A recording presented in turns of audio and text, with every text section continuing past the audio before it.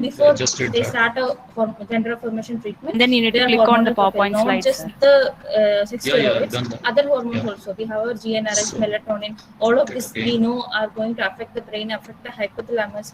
They are going to affect. Sure. They can modulate all of the other functions also. So let's start from those It's not basics. visible yet, Let's start to know what happens before and afterwards. Once they start the treatment also, we need to know about dose standardization. So for each age group, for each for their preference of the individual,